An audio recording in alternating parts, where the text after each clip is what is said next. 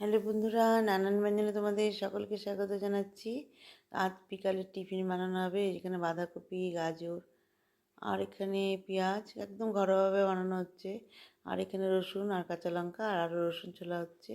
রসুনটা একটু বেশি লাগে। এখানে দেখো শুকনো খোলায় পেঁয়াজ আর রসুনটাকে, কাঁচা লঙ্কাটাকে একটু ভাপিয়ে নিচ্ছে, ভেজে নিচ্ছে আর কি। আর এগুলোকে ভাপিয়ে নিয়ে এখন কড়াইতে দিয়ে দিয়েছে গাজর আর বাঁধাকপিটাকে।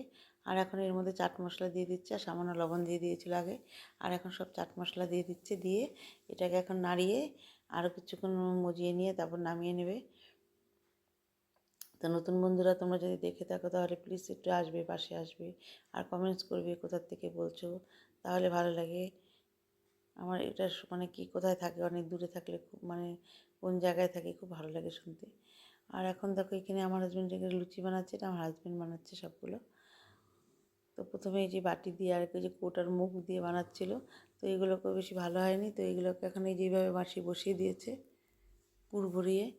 আর এখানে আবার লুচি বানাচ্ছে, এগুলোকে ইডলিতে মেশিনটার মধ্যে বানাইছে, সেটার মধ্যে বানানো হবে। মোমো বানাচ্ছে। তো এখন দেখো এখানে এইভাবে পুর ভরিয়ে ভরে তো দুটার মধ্যে বসিয়ে দিবে। তো এখন এটার মধ্যে বসিয়ে দিল আবার।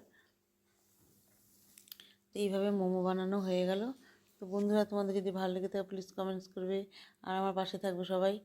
আর তোমরা সবাই ভালো থেকো, সুস্থ থেকো। নমস্কার।